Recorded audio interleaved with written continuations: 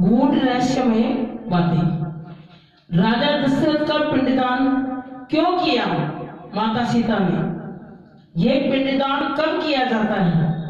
जब किसी व्यक्ति की या मानव की मौत हो जाती है तो उसका पिंडदान किया जाता है, लेकिन पिंडदान का अधिकार उसके बेटे को होता है, यानी उसके पुत्र को होता है। हम बात करें मर्यादा पुरुषोत्तम राम की, भगवान राम की, तो ऐसा कहा जाता है कि उन्होंने अपने पिता दशरथ जी का पिंडदान नहीं किया था। और वाल्मीकि रामायण में सीता मां ने राजा दशरथ का पिंडदान किया था और राजा दशरथ की आत्मा को मोक्ष मिला था। वनवास के दौरान, सुनिए बड़े ध्यान से, वनवास के दौरान जब भगवान राम और लक्ष्मण जी और माता सीता पितृपक्ष के समय श्राद्ध करने के लिए गया धाम पहुंचे, वहां श्राद्ध कर्म के लिए यानी श्राद्ध करने के लिए आवश्यक जरूरी सामग्री जुटाने के लिए या समझो कि लेने के लिए नगर की ओर प्रस्थान कर गए थे, चले गए थे। एक बात बताओ, ये पिंडदान होता क्या है? क्यों करते हैं हम पिंडदान?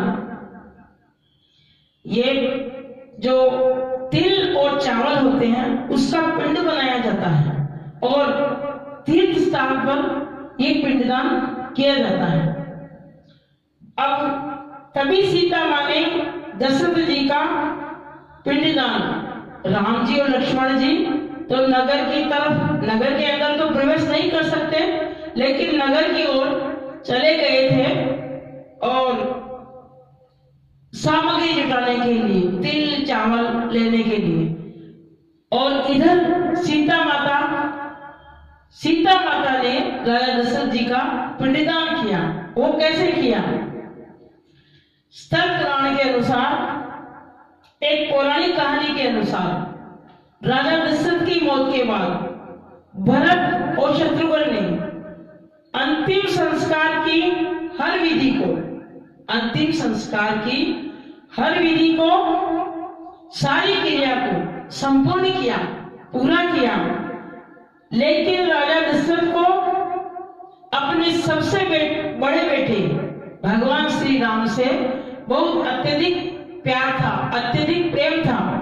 इसलिए अंतिम संस्कार के बाद उनकी जो चिता थी, चिता में जो राख बची हुई थी, वो उड़ती उड़ती गया तक आ पहुंची और नदी के पास अब क्या था, उस समय उस वक्त भगवान राम जी और लक्ष्मण जी थे नहीं, वहां मौजूद नहीं थे।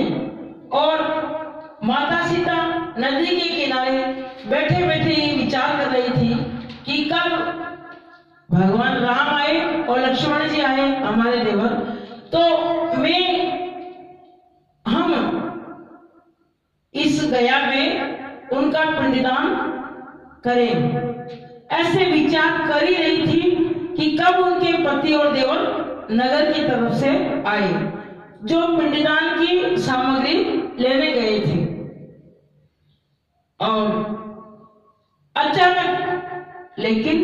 अचानक मां सीता को राजा दशरथ की छवि दिखाई दी। जैसे ही वो उड़ती उड़ती चिता की राख आई, उस समय माता सीता को राजा दशरथ जी की छवि दिखाई दी। तो ये समझने में उनको जरा भी देर नहीं लगी, तनिक भी देर नहीं लगी। और राजा दशरथ की आत्मा, मानो राजा दशरथ की आत्मा उनसे कह रही थी, क्या कह रही थी कि जो चिता की राख उनके हाथों में लपटी हुई थी, लिपट गई और बहुत सारी राख उनके हाथों तक आ पहुंची। और तो उन्होंने, सीता माता ने तनिक भी, बिल्कुल भी देर नहीं लगाई और राजा दशरथ का उस समय राख के जरिए, उस चिता की राख के जरिए ही पिंडदान पिंडदान कर दिया। पिंडदान करते वक्त अब देखो, जब माता सीता ने पिंडदान किया तो नदी, गाय, कौवे को, अक्षयवट को और एक ब्राह्मण को साक्षी बनाया था कि मैं पिंडदान करने जा रही हूं।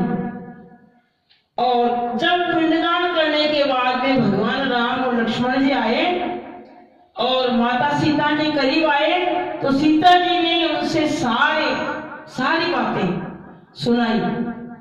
भगवान राम जी का क्रोध बढ़ गया और भगवान श्री राम जी को क्रोध आया। तब उन्होंने नदी, गाय, ब्राह्मण और कौवे से पूछने के लिए कहा कि क्या सीता माता ने पिंडदान किया है, तुम साक्षी हो। तो देखो, गाय, कौवा, ब्राह्मण और नदी सबने झूठ बोल दिया कि हम साक्षी नहीं थे। लेकिन जो अक्षयवट है उसने झूठ नहीं बोला। माता सीता ने इन चारों को तो श्राप दे दिया, गाय को, कौवे को और ब्राह्मण को और नदी को, चारों को श्राप दे दिया और अक्षयवट को वरदान दिया, आशीर्वाद दिया कि तुम हमेशा पूजनीय रहोगे, हरे भरे रहोगे। तो गाय को क्या श्राप दिया कि कलयुग में मनुष्यों की झूठन खाएगी, गाय को यह श्राप दिया।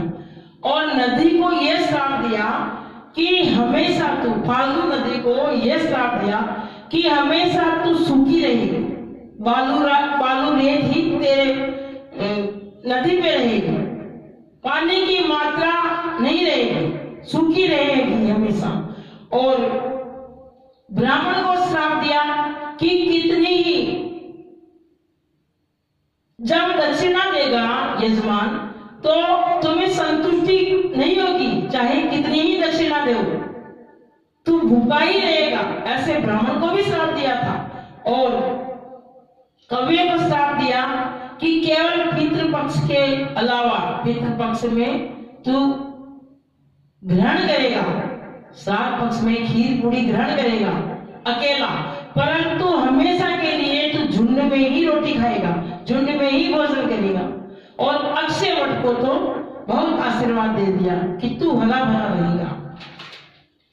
जो लोग, और अक्षयवट को और क्या वरदान दिया कि जो लोग पिंडदान करने के लिए गया जी में जाएंगे तो अक्षयवट की पूजा के बाद ही उनका पिंडदान सफल माना जाएगा, उनका पिंडदान सफल माना जाएगा। जय श्री कृष्णा, जय श्री कृष्णा।